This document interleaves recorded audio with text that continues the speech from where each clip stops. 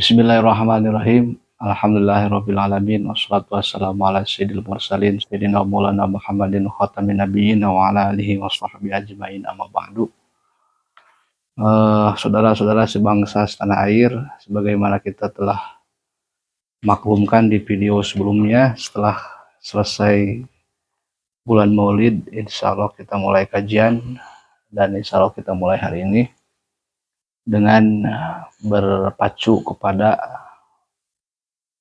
hadis Nabi, balighu anni walau ayah, sampaikanlah ini agama dariku walaupun hanya satu ayat, dengan berharap semoga kita mendapatkan ilmu yang bermanfaat dan mendapatkan berbagai keberkahan daripada kebaikan majelis ilmu, karena tidak ada lagi majelis yang paling baik di sisi Allah Subhanahu wa Ta'ala, baik itu offline maupun online, kecuali suatu majelis ketika kita membahas tentang ilmu, menyebut nama Allah dan menyebut nama Rasulullah SAW. Dan yang terpenting, semoga kita dengan kajian ini mendapatkan ridho Allah Subhanahu wa Ta'ala, dengan ikut andilnya kita dalam rangka memperjuangkan agamanya sesuai dengan kemampuan kita masing-masing. Insya Allah program yang akan kita jalankan di channel ini adalah one day one ayat dan atau one day one hadis. Satu hari lebih memahami ayat dan satu hari lebih memahami terhadap hadis Nabi SAW. Bismillahirrahmanirrahim. Kita mulai dari hadis Nabi. Qala Nabi sallallahu alaihi wasallam, khoslatani la syai'a afdalu minhuma al-imanu billah wa naf'u lil muslimin. Ada dua hal yang nilainya sangat istimewa dan tak ada lagi sesuatu yang paling mahal nilainya kecuali dua hal ini. Rasul menyampaikan la syai'a afdalu minhuma, tidak ada lagi sesuatu yang melebihi daripada yang dua hal tersebut. Mana al-imanu billah, yang pertama iman kepada Allah, wa naf'u lil muslimin, yang kedua adalah memberikan manfaat, menebar kebaikan kepada sesama manusia, bil khusus terhadap sesama muslimin. Yang pertama adalah iman kepada Allah Subhanahu wa Ta'ala. Kenapa keimanan menempati posisi pertama dari sekian banyak hal yang baik, dari sekian banyak yang istimewa? Tak ada lagi yang paling istimewa dan yang paling baik adalah hati kita diberikan kemampuan untuk beriman kepada Allah Subhanahu wa Ta'ala. Maka bersyukurlah kepada kita semua yang telah diberikan nikmat ini, karena sejatinya keimanan merupakan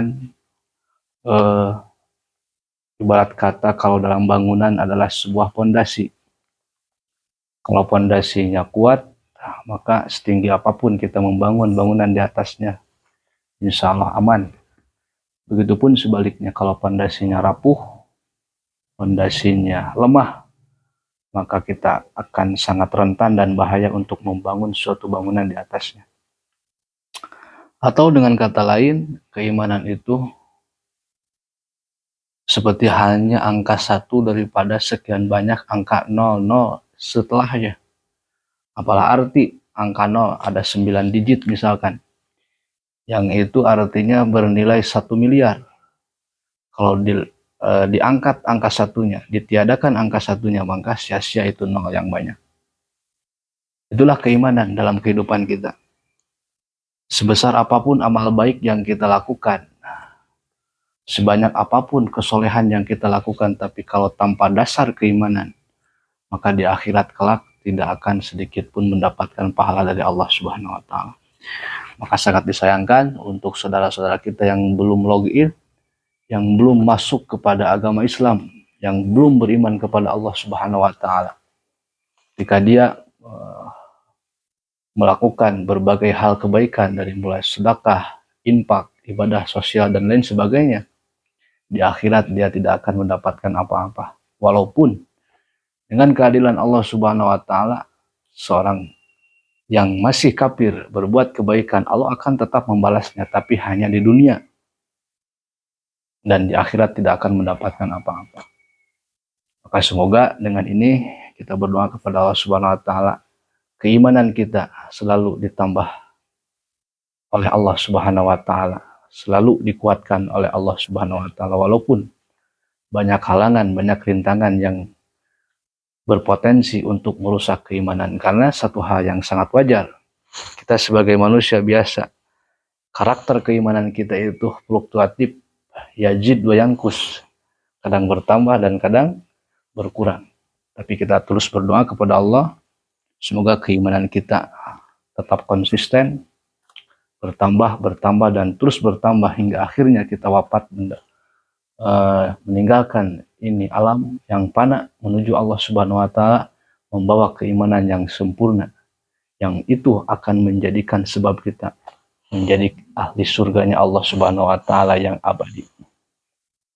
Itulah keimanan. Betapa pentingnya posisi keimanan dalam kehidupan kita. Betapa pentingnya posisi keyakinan dan akidah dalam hidup kita.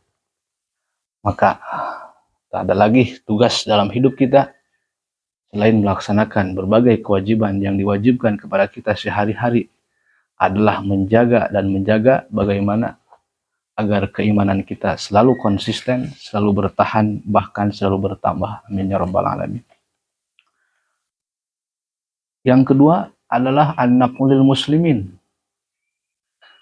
Sesuatu yang paling baik di muka bumi ini adalah menebar kebaikan atau memberikan manfaat kepada sesama manusia, terutama kepada sesama muslim.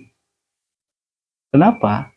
Justru inilah implementasi daripada keimanan seseorang, adalah berbuat kebaikan kepada sesama manusia. Dalam kata lain, salah satu indikasi kuat, salah satu ciri yang paling utama seseorang telah beriman kepada Allah, pasti dia akan gemar dan suka berbuat kebaikan kepada sesama manusia. Maka andai kata seseorang mengaku telah beriman kepada Allah, tapi dia tidak suka berbuat kebaikan kepada sesama manusia, justru yang ada sebaliknya, dia suka berbuat kejahatan dan memberikan mudarat kepada orang lain, maka keimanannya dipertanyakan. Indikasi yang paling kuat seseorang telah beriman kepada Allah, dia akan senang berbuat kebaikan kepada orang lain. Dan kebaikan kepada orang lain menempati posisi yang kedua setelah keimanan. Bahkan itu menjadikan salah satu barometer penting masuknya seseorang ke dalam atau ke atas tahapan kategori yang dinamakan soleh. Para ulama telah mendefinisikan soleh itu al-qaim bi hukukillah wa hukuki ibadih.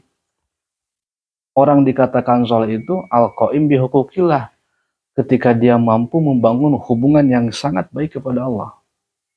Yang paling inti adalah beriman kepada Allah. Wal qaim bi hukuki ibadih. Yang kedua, dia mampu membangun hubungan yang sangat baik dengan sesama hamba Allah Subhanahu wa taala, terutama sesama muslim. Jadi kalau ada seseorang rajin sholat, rajin ibadah, rajin baca Quran, rajin tahajud, rajin puasa, ibarat kata, tapi dengan sesama manusia dia tidak membangun hubungan yang baik, yang ada dia selalu memberikan mudarat kepada orang lain, memberikan sesuatu yang negatif kepada orang lain, baik dengan perkataannya maupun dengan perbuatannya, sehingga orang-orang di sekitarnya tidak merasakan nyaman dengan keberadaan orang tersebut. Maka sholatnya, baca Qur'annya, tahajudnya, maaf, di hadapan Allah masih nol nilainya. Begitupun sebaliknya, seseorang yang baik dalam membangun hubungan sosial, sedekahnya, infaknya, membantu orang yang tidak mampunya, tapi sayang, sholatnya ditinggalkan, puasanya ditinggalkan, itu pun sama tidak sempurna dan tidak termasuk orang soleh. Sekali lagi, orang yang dikatakan soleh itu ketika dia mampu membangun hubungan yang baik kepada Allah dan mampu membangun hubungan baik kepada sesama manusia. Saudara-saudaraku, kalau kita menelaah, mentafakuri apa yang telah digariskan dalam Al-Quran, hampir setiap perintah Allah yang diinstruksikan dalam ayat demi ayat dalam Al-Quran hampir selalu disatukan perwakilan daripada ibadah mahdoh atau ibadah secara vertikal kepada Allah dan ibadah ghair mahdoh atau ibadah sosial, ibadah secara horizontal. Satu contoh ayat yang sering diulang-ulang oleh Allah Subhanahu wa taala adalah aqimus shalah wa atuz zakah. Aqimus shalah, tegakkanlah salat, wa atuz zakah, dan tunaikanlah zakat. Para ulama mengartikan dari ayat tersebut, aqimus shalah adalah simbol daripada ibadah mahdoh. Aqimus shalah adalah perintah untuk kita supaya kita mampu membangun hubungan yang baik dengan Allah Subhanahu wa taala. Yang paling inti adalah iman.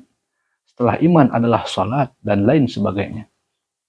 Wa atuz zakah adalah isyarah bahwa kita setelah menyelesaikan ibadah terhadap Allah Subhanahu wa taala, maka kita harus menyempurnakan dengan ibadah sosial. Yang paling inti adalah membayar zakat dan lain sebagainya dari bentuk-bentuk kebaikan kepada orang lain. Untuk menguatkan ini keterangan, Rasulullah SAW mengatakan dalam hadis lain yang tidak asing di telinga kita, khairun nas anfa'uhum linnas.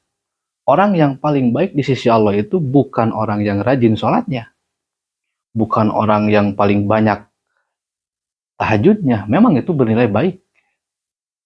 Kita harus mengusahakan menjadi ahli sholat. Kita harus mengusahakan menjadi ahli tahajud. Tapi yang disebut oleh Rasul, orang yang paling baik adalah anfa'uhum linnas. Orang yang paling banyak menebar kebaikan kepada sesama manusia. Kalau kita buka rahasia, Allah tidak membutuhkan terhadap sujud kita. Allah tidak membutuhkan atas puasa kita. Allah tidak membutuhkan atas ibadah mahdoh dari kita. Jangan kita meyakini kalau kita beribadah kepada Allah, maka Allah akan bertambah kejayaan. Allah akan bertambah kewibawaan. Allah akan bertambah kegagahan dan kerajaannya. Tidak. Sama sekali Allah tidak membutuhkan apa yang telah dilaksanakan oleh kita dari berbagai bentuk ibadah. Walaupun itu memang wajib kita laksanakan sebagai tuntutan dari Allah. Tapi catatan Allah tidak butuh. Tapi kalau kita melaksanakan ibadah ghair mahdoh, berbuat kebaikan ke sesama manusia, maka banyak sekali keterangan, baik itu dalam Al-Quran, maupun hadis Qudsi, maupun hadis Rasulullah SAW. Andai kata di manusia, Allah sangat sekali gembira menyaksikan kita ketika kita berbuat kebaikan kepada sesama manusia. Karena pada hakikatnya, semua makhluk Allah itu adalah iyalullah. Dalam hadis lain, semua makhluk Allah, dari mulai manusia, malaikat, jin, tumbuh-tumbuhan, dan lain sebagainya, itu adalah iyalullah. Iyal itu kalau dalam kehidupan manusia adalah keluarga yang wajib kita nafkahi, yaitu anak dan istri. Bagaimana perasaan kita sebagai kepala keluarga ketika ada orang lain yang berbuat baik kepada keluarga kita? Betapa bahagianya kita, betapa gembiranya kita. Begitupun sebaliknya, ketika ada orang lain yang berbuat jahat kepada anak dan istri kita, sebelum anak istri yang marah, kita dulu sebagai kepala keluarga yang lebih dulu marah. Allah Subhanahu wa taala begitu. Semua ini yang ada di alam semesta adalah iyalullah, keluarga besarnya Allah. Maka barang siapa yang berbuat baik kepada keluarga besarnya Allah, dalam arti kata manusia, jin, malaikat, dan lain sebagainya, dan lebih spesifiknya dia adalah sesama muslimin, alangkah girangnya Allah Subhanahu wa taala melihat perbuatan kita. Dalam arti kata, bahagianya Allah, gembiranya Allah, sangat-sangat meridhoi akan perbuatan kita yang diaplikasikan melalui pemberian pahala yang sangat besar. Oleh karena itu, kita berdoa kepada Allah Subhanahu wa taala dari hadis Nabi ini. Semoga yang pertama, kita mampu meningkatkan keimanan kepada Allah Subhanahu wa taala. Yang kedua, mampu membuktikan adanya keimanan dalam dada kita dengan kita memperbanyak berbuat baik kepada sesama manusia. Perbanyaklah berbuat baik kepada sesama manusia. Tebarkanlah kebaikan-kebaikan kepada sesama manusia. sekecil apapun itu kebaikan yang kau berikan kepada orang lain, bisa jadi itulah yang akan membuat kau selamat dari api neraka. Siti Aisyah radhiyallahu anhu suatu saat sedang beres-beres di rumahnya. Tak sengaja ada setengah butir daripada kurma tersapukan oleh beliau. Dan kejadian ini disaksikan langsung oleh Rasulullah SAW. Maka spontanitas Rasul langsung menegur Sayyidatuna Aisyah radhiyallahu anha. Wahai Aisyah, kenapa itu setengah biji kurma kau abaikan saja, bahkan kau buang? Maka kata Siti Aisyah, ya namanya juga setengah butir kurma buat apa? Maka Rasulullah SAW menjawab, ittaqin naro walau bisakil tamri. Wahai Aisyah, jangan begitu. Jagalah dirimu dari siksa neraka. Walaupun hanya sekedar dengan sedekah setengah biji kurma. Dalam arti kata Rasul memberikan konsep kepada kita, jangan kita menyepelekan kebaikan sekecil apapun itu kebaikan, bisa jadi itulah yang membuat kita bahagia dunia dan akhirat. Maka para ulama mensyarahi terhadap hadis tersebut, akan ada banyak kejadian di yaumil akhirat ketika seseorang ditimbang amalnya, maka terjadi keseimbangan antara amal baik dan amal buruk. Misalkan amal baiknya 100 dan amal buruknya 100, maka nasibnya ditangguhkan. Tidak langsung masuk neraka karena ada amal soleh, dan tidak langsung masuk surga karena ada amal buruk. Maka disimpanlah di gunung yang bernama Gunung A'raf. Lantas Allah Subhanahu wa Ta'ala menginstruksikan lagi kepada malaikat, wahai malaikat, coba cari lagi dalam buku catatan amalnya, barangkali ada sekecil kebaikan yang kau lewatkan dari perhitungan dalam timbangan amal ini.